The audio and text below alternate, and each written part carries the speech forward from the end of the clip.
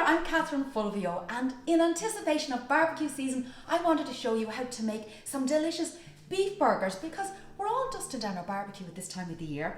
And you know what? We have such little practice at it. We usually overestimate what we need, and there's a huge amount of food waste around this time.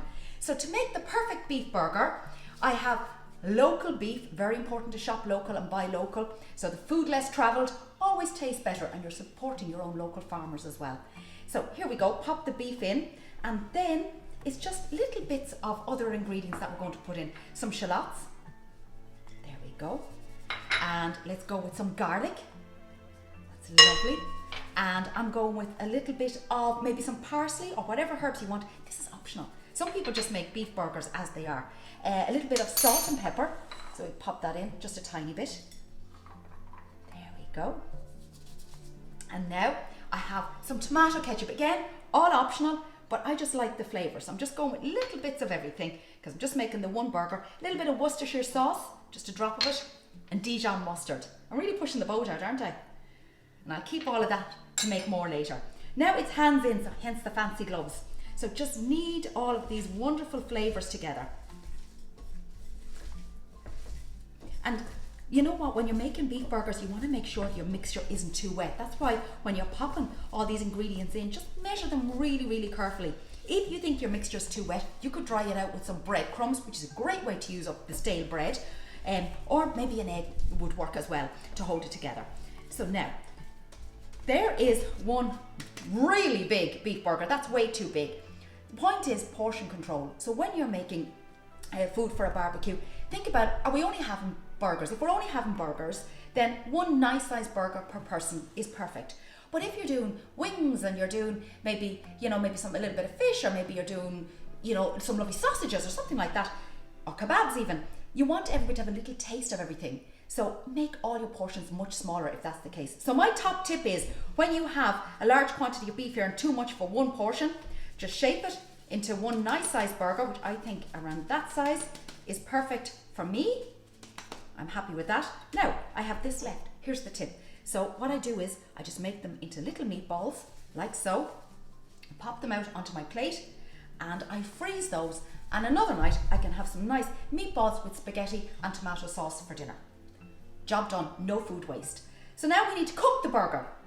So I can get rid of my gorgeous gloves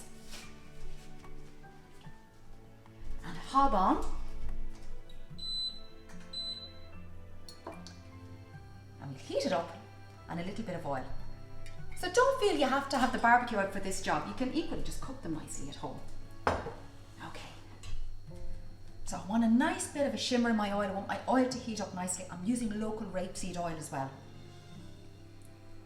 And I'm serving these burgers with some delicious tomato salad and some gorgeous fresh green salad as well from the garden. It is important to eat as much in season as possible because it's usually local food if you're eating in season, and that way then the food hasn't travelled as far.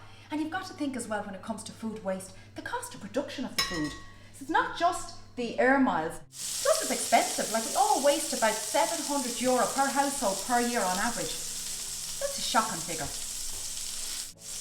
Now I'm colouring this one side, I'm going to colour the other side, and then I'm going to turn the temperature down and just let it slow cook because I want to make sure that this is cooked through fully.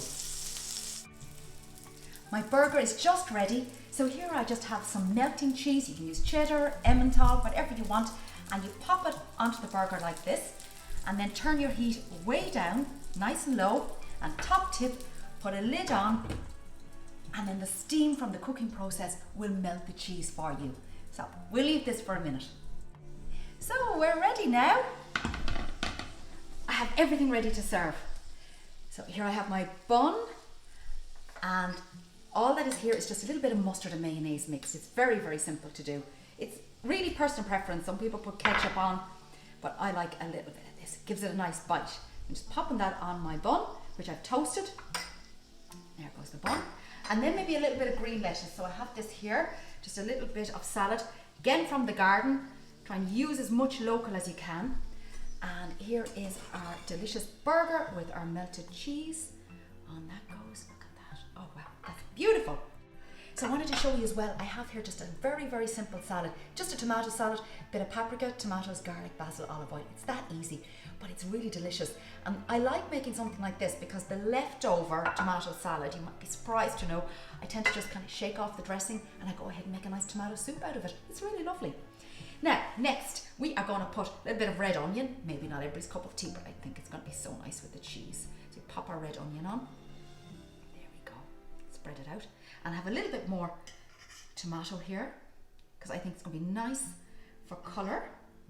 There we are. And then our bun on top. So my top tips for preparing for your barbecue. Make a list of what you need, stick to it, watch your portion control and think about how you might use the leftovers, whether it's the salad or the meat. And there it is, my delicious Irish beef burger. I hope you're enjoying the recipes and the tips and that it's saving you money and that we're all protecting the environment. So stop food waste as much as we can, everybody. For more information, email environment@meathcoco.ie.